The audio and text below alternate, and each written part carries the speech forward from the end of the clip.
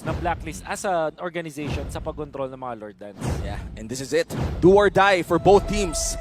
Kung sino mang manalo dito ay magpapatuloy pa ang journey to M5. Game 5 na ng Blacklist International versus Onyx Philippines. At mukhang nagkakaroon na ata tayo ng drafting phase dito. Matilda going to the hands of Blacklist International once again. Parang sumakto din sa sinabi ni Wolf kanina na talagang ipaprioritize pa din ang Matilda. Still effective, ang babaguhin na lang is yung mga jungler. Nakita natin, so back to the usual junglers. Pero ang kinagandahan ngayon for Onyx, na-open naman ngayon yung Grak na kanina pa binaban for them. That's right.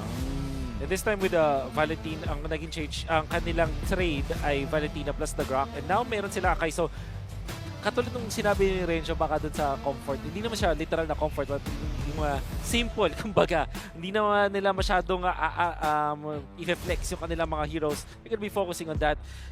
Valentina pala yung first pick. Akala natin, okay, sa blue side, ang Onyx. Oh, nako. Medyo the odds are stacked against Onyx Philippines, Imagine mo, yung low win rate na is yung blue Blue side. side. Low win rate din yung Valentina. Pero may tiwala pa rin Oh my sila goodness. kay Super Friends. And this time around, kasama pa nila ang Escalera signature Grok pick. Isa Yes. sa kanyang mga best pick in his new Rome role. Comfort talaga ata ang magiging sagot ng Onyx Philippines dito. And meanwhile, for Blacklist International, iniipit nila ang mga gold lane choices para kay Nets. Nakita natin ngayon na ibaba na ulit yung Iksha kasi 'di ba yung mga previous games natin parang walang Iksha at all na meron sa laban ni Even. Ito sakto sinabi ni Umi, Even yung Intel ay wala na rin. Nahihirapan yung Onyx. Baka mapuwersa silang mag-Claude para kay Nets. Which is, in this case, hindi ideal kasi hindi na ganun kalakas si Claude. Pero kasi yun yung isa sa mga, I would say na maganda yung performance ni Nets. So siguro ang iko-combo nila doon, isang XP na pang Pronta, like maybe Terizla eventually. However, the thing is, Blacklist pwede nila kunin agad yung Terizla dito sa slot number 4. Yeah. And a few more options para sa gold lane, no, ay babalik na naman ba tayo sa Clint na naging panandali ang sagot para sa isang Bruno, o makakita ba tayo ng Brody na mahaba din naman ang range? Pero Lilia ang magiging sunod at huling ban ng Onyx Philippines. Iipitin nila si Yue. Si Yue. Mauubusan nila. May paramis pa naman. Edith ang unahin dito. What if mag-Angela Claude ang Onyx tapos gawin nilang XP yung kanilang Rock for Crab? Very unlikely, go. Kasi mayroon pa naman Terizla. Yung Pakito hindi ganun ka-effective laban dito sa Bruno Matilda. So baka hindi sila magpakito. Baka at most Uranus o kaya Terizla sila dito. Oh, Tira. Interesting. Tinry din nila itong gamitin kanina game number 1. So talagang part ng strategy ng Onyx. At ito na yung carry na sinasabi natin kung pag umabot ng late game, nothing can go wrong. Oo. Napakasakit talaga ng carry pag umabot ng late game. May paramis pa para sa Blacklist. Parang dito sila malulugi kasi yung pares yung Dirot pati itong carry gusto na mang-eliminate agad ng mga heroes. At main weakness talaga ng carry is the Faramis. Which in this case, comfort pick to para kay Yue. And I think it's the perfect. Siguro yung Valentina na yung problema niya, pero I think overall, napakaganda ng Faramis. Ang kailangan na rin lang sigurong bantayan kapag nagdikit-dikit na Eyes on Escalera. Hindi pwedeng biglain with the wild charge. Pero ayun na nga yung nabanggit mo, Faramis ang magiging huling pick ng Blacklist International. Looking at the compositions of both teams, Wolf, ano bang ma-expect natin in the early game? I think early game, the Grak plus the Valentina, ang bilis ng clear nila. So kailangan maging active yung Onyx. Yun yung kanilang main win condition dito to activate also yung Akai. Para sa Blacklist, ang dali nila mag-stabilize na lane. So I think it's going to be very quiet dun sa ating early game. Unless, of course, i-activate agad to ng Onyx. Sila yung magiging game changer. And ito na yun. Tahimik nga ba ang ating magiging Game 5? Panigurado kung ano man maging resulta ng ating Game number 5 dito ay mag-iingay ito. Yayanigin ang buong mundo ng MLBB. Our M3 World Championship representatives, Onyx Philippines and Blacklist International, isa sa kanila ay hindi na makakapunta ng M5. Sagupaan na talaga to ng mga pangarap para sa ating dalawang koponan. At ito na yung mga pagkakataon na hindi mo gugustuhin na magkaroon ng pagkakamali. Pero minsan yun din ang nagiging dahilan para mas magkamali ka. Patibayan na to ng lakas ng loob. Ito na ba ang lakas ng Pinas? Game number 5 at nag-iingay na ang MPL Arena. Magkabilang start para sa dalawang junglers natin. Alam mo, ito na yung mga moment na pagka supporter ka ng kahit ano na team, lahat ng mga puwersa na pwede maibigay bilang suporta, kailangan ng kapitan. But interesting yung mangyayari dito kung paano aggression nga ba from Escalera and even Super Prince of Onyx para mapigilan si Yue and Rene J. Yep.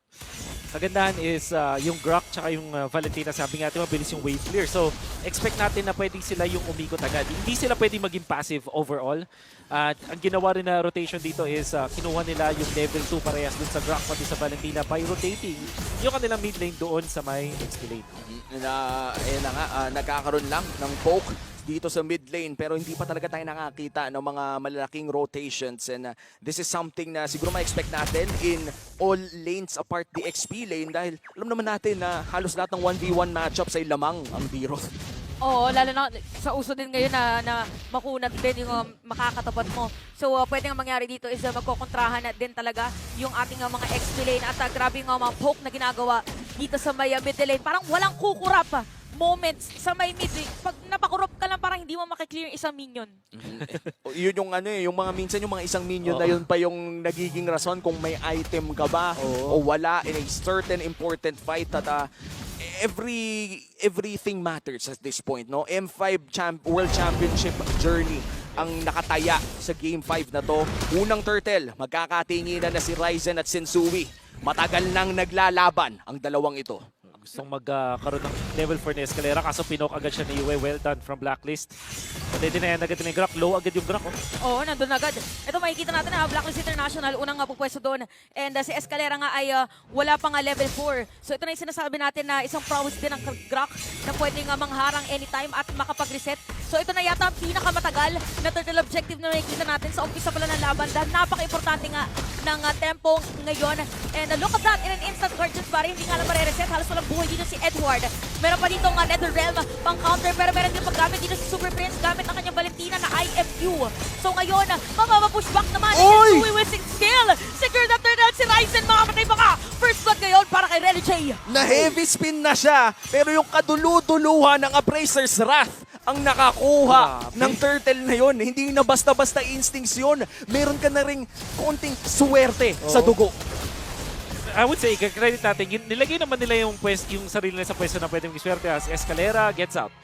So, ang ginawa ng Blacklist, minake sure nila na sa kanila yung aggro nung turtle. So, hinatak nila kung papansinin natin.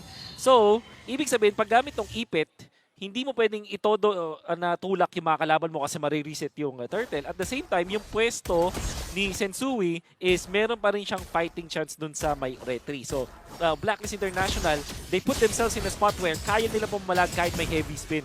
And wow, dito natin makikita yung formation na meron ng Blacklist International. Isa sa mga underrated na abilidad na meron ng Blacklist, yung kaya nilang pumorma inside the objective na gusto nilang kunin. At nakakalamang na rin si Oheb ng bahagya. Nangangalahati na pala yung platings doon. Oo, kanina hindi din sila naiikutan. So ibig sabihin, alam niya din yung strength ng isang Bruno pagdating doon sa may early game. So kaya ngayon makikita natin trajectory ng movement ng ating dalawang kumpanan is gonna be on the top lane. So meron dito taunt against Escalera. So parang gustong kuhanin is yung outer third energy shield. So objective lang talaga at maingat pa rin ang ating dalawang teams. In fact, itong si Oheb, nakakuha agad siya kagad ng Haskell's niya right after the first turtle fight, which probably mga 3 minutes 30. So sobrang bilis. At meron siyang advantage ngayon over nets na parang 600 gold. So it means na sobrang nahahanap ng Blacklist yung win condition nila.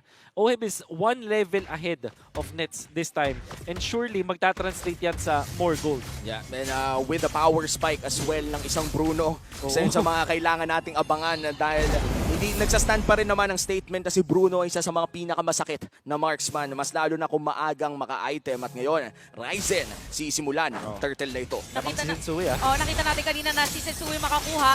Ginamit rin dito Circling Eagle and Super Prince. Gagayahin dito ang Matilda. Ginamit rin ng Wild Charge. Flicker out. Pero sino nga ba makakakuha dito ng turtle? Sensui again.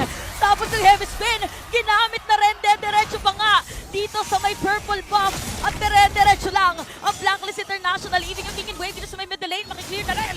That is a statement coming in from Sensui. Instincts lahat na. Siya pa rin yung naka-retry, men. Chinachani na siya doon sa pader. Minamasahin na siya, pero siya pa rin yung naka-retry.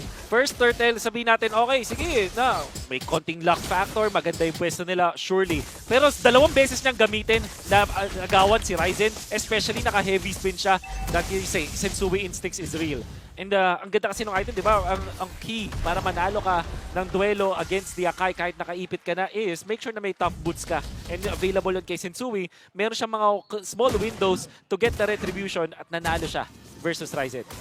Mid lane ngayon ng punteriya ng Blacklist International. Looking at the player gold, may halos 1,000 ng kalamangan. Dito si lagpas pa nga ng 1,000 ang kalamangan Bilis. ni Oheb. This is not looking good for Onyx. Kaya ang daming kung reservations to sa carry pick ng Onyx. Makes sense versus Threadrin, pero overall, mahirapan siya. Ang daming talo siya sa lane, for sure. Sa Bruno sa range pa lang. And then, when there's that access to the Paramis, mamaya sa team fights, mahihirapan din yung carry. Oo, meron pa nga Berserker's Fury. Aray, Ay, Berserker's Fury, sinasabi natin, yung supposedly na pag-zone out na Wild Charge ginagamit na dito against Escalera, nararamdaman mo na yung mecha legs. Oo. Yung Oo. passive nung Bruno, parang kung pang kaliwa yung laging pansipa niya, imbalance na yung itsura dahil yung muscles batak na. Oo, ang sakit ng banat ng Bruno, mas lalo na pag full stack, no, as you said. And Escalera, naghahanap ng angulo. Wild Charge, is it available? Igo-go ba nga nila dito, pero parang mababaliktad pa nga yata kasi ginamit na yung Circling Eagle. Medyo makunat ang Drak. Ang makakasalubong ni Hohem, ginamit na agad yung Netherrealm para maging safe at hindi na magkaroon ng chance ang Onyx dito na mag-counter-engage against them. Imaginein mo yung mga main tank ng Onyx Philippines ay natutunaw sa kamay ni Oheb. Ano mong kailangan gawin ng Onyx Philippines dito? Buy time na lang ba talaga? Hindi na yata makapag-buy time kung hindi ka pamatay doon si Ryzen. Pero may iwan yata dito si Oheb. Hindi enough ang kanilang pagtakas. Si Edward matadamay din yata. Pero dito si Yue sa may gitna. Sensui makakasecure dito ng turtle habang si Kram ang mahuhuli nila. Enough nga ba ang damage? Edward makakasecure ng kill. 1-4-1 ang naging trade doon, pero may turtle muli ang Blacklist International. That's 3 turtles secured for the side of the Agents. Alam natin na maganda yung kill doon kay Oheb. Pero yung kapalit madami. It's gonna be the turtle. A kill onto Kram. Onyx needs to find more kills doon kay Oheb para mapigilan yung pag-advance ulit ng gold overall dito ni Oheb. But I don't think the Blacklist will allow that to happen. So siguro, kung mag-isip tayo ng comeback potential para dito sa Onyx, syempre yung mga pick-offs. At kailangan nila maging crafty. Yeah, and I think survival as well. Para kay Nets, hindi pwedeng mapitas ang yung margin of error ng Onyx Philippines. Wait lang, Yue! Oh, hahatakin sa ilalim ng Torre. Pero yung nga lang, mamatay nga lang siya dito. Pero sa may gitna, si Edward ay dito na rin ng Blacklist International. Mamipilitan na tumakas. May kita pa nga dito na re-reject si Nets. Pero makakatakas lang din naman. Ang bilis ng mga pangyayari. Akala natin Onyx ang mag-set up ng play. Pero sakit na dito. Ginamit na naman yung heavy spin. Rene J naghahanap ng sunod na niya pwedeng jump again. Si Kram yung nahanap pero napakagandang sidestep mula pero may taunt tas may Appraiser's Draft. At dahil dyan, makakaisa din ang Blacklist International. Itutuloy nila ang pag-push at parang ganun lang. Parang nakalamang pa nga yung Blacklist at pinalibag pa yung isa. Oo, nakasira na rin ang dalawang Torre doon sa may middle lane at dumedire-diretso lang. Ang Blacklist ngayon, 5K gold lead for this game. Sa lahat naman nangyari na yun, surely nakakuha ng pagpitas kay Yue yung side ng Onyx. But remember, Paramis with a passive yun. So it doesn't really matter. Ang nangyari pa nga, habang ginugo nila yung mid lane, nakapag-push si Oheb dun sa may top lane ng solo, tapos nakuha pa nila yung kill dun kay Kram. All the while, pushing the mid lane turret tier 1, at nakakuha pa sila ng bonus na isa. Napakaganda. In just 1 minute or 2 minutes, nakuha ng Blacklist ulit yung top control. And now, yung lead ng Blacklist, kahit 5K lang to, you can consider this even more. Yung value ng lead na to, mas mataas pa. With the power spikes as well coming in from Blacklist International, talagang mararamdaman mo ang damage ni Oheb. And Lord might just be already secured for Blacklist. Ryzen with a heavy spin. Grabe, ang dami na gamit ng mga skills. At makakasecure pa nga dito ng kill against Oheb. Meron pa nakuha na Lord. Kram! At makadedire-diretso na naman ang Blacklist International. Meron pang minion dito sa may bottom lane. Habang yung Onyx kailangan dumepensa ngayon. 7K gold lead for the side of Blacklist. In Onyx Philippines, after a very stellar game number 4, parang nahihirapan silang labanan ang mga agents ngayon. Kailangan talaga nila dito nga gumawa din ng play. Kaso parang ang hirap kasi kung titignan mo yung level, ang laki na ng agwat. At 10 minuto pa lang ang larong ito. Level 1 Lord, nasa may bandang mid lane. Wolf, anong magandang depensa para dito sa Onyx Philippines? Yung wave clearer hindi lang ganun kataas. Kanina nung level 1 mataas wave clearer Grok pero kasi kailangan niyang lumapit. At pwede siya mapunish kung mag-clear sila dito. Ito na nga yung sinasabi nating lalapit. Unti-unting mawawala ng buhay dito mga bang players ng Onyx. Kaya naman sa may middle lane, pwede makasira ng torre dito. Ang Blacklist, ginamit na rin ang Netherrealm. Kailangan depensahan yung Lord. Yung bottom lane inhibitor na rin, sisirain na rin. Boy pa rin yung Lord. Itutuloy kaya ng Blacklist ang siege? Hindi na ata. Lilipat sila ng top lane. Mukhang kakalboy nila ang base ng Onyx Philippines. Paliit na ng paliit ang mapa ngayon ng Onyx at ginamit na rin ang retry para mapabagal dito ang mga players ng Blacklist International. Pero pagharang, pero meron pagpasok, ang sakit ng mga crit! Kram! Gamit dun sa mga bola! Kaya patay dito si Kram at yung Torres sa may top lane, masisira na rin. Merong minion wave at nakikita na natin ngayong Blacklist International. Pwede na diretsuhin pero kumakapit pa rin ang Onyx para dumepensa ngayon. Siege Minion! Sapat ba ito? Yung damage ay nandyan pa naman sa Blacklist. 4v5 scenario! Ubus na ba ang oras ng Onyx? Ito na nga yata, oras naman yata ngayon ng Blacklist International. Hindi naaabot yung Netherrealm para mabuhay dito sa Escalera. Tapos yung Blacklist, dediretso na ngayon. Meron pang minion wave para sa Onyx. Unti-unti na nating nararamdaman. Pero Ryzen mapapalayo dito yung mga minion wave. Pero Ryzen, mamamatay na rin. At nakikita na natin yung bola. Mukhang mag-base lock na nga. Dito ang Blacklist, pero hindi Kram! Patay na May isa rin, pa, hindi may na isa pa. naman. May isa pa, ito na yun! Nakikita natin tower lock! At para sa laban na to, mission accomplished! Blacklist International, buhay pa rin para sa kanilang playoffs run! This winning moment is brought to you by our official sponsor, FWD Life Insurance. Tuloy ang journey to M5 ng Blacklist International at nakikita natin ang selebrasyon ng mga agents. Napakagandang draft, napakagandang execution. It took 5 games. But Blacklist International deserved it all. At mag-move on na sila dito sa playoffs. Narinig natin ang crowd na sabihin na tapusin. At yun nga ang ginawa ni Sensui this time. Grabe, sobrang linis na naging performance. Kung sinabi natin game number 1, malinis ang kanilang pinakita. Parang yung game number 5 ay naging replica ng kanilang performance doon sa naging game na yon. And even OHEB ay nag-focus na lang talaga sa pagpapataba. Tapos dumire-diretso na lang na tinapos ang laban. This is it. So sportsmanship from both squads. Both historic squads for the Philippine esports scene. At dito na nga na nagtatapos ang journey ng Onyx Philippines for Season 12. Palakpakan pa rin natin ang Sonics. Palakpakan pa rin natin ang lahat ng kanilang pinakita for the entire regular season. All the way to the playoffs. Magbabalik ang Onyx Philippines panigurado. Hindi man nila oras ngayon ay dadating din ang Onyx time. Lahat tayo aabangan na makabalik at ipakita ang tunay na Onyx time. But still, Onyx Philippines, ang ganda ng pinakita nila since regular season up until today's match. Mukhang maya-maya lamang ay makakausap natin ang dalawang kupunan. But this time around, Onyx Philippines as they end their journey to M5 panigurado. Maraming emosyon na nararamdaman ang mga manlalaro dyan. But this is the victory of Blacklist International. Isa sa mga organisasyong sanay tayong makitang panalo. But this time, without the Royal Duo, without VWise, people had their doubts. Ang daming nagkwe-question kung tama nga ba ang naging desisyon.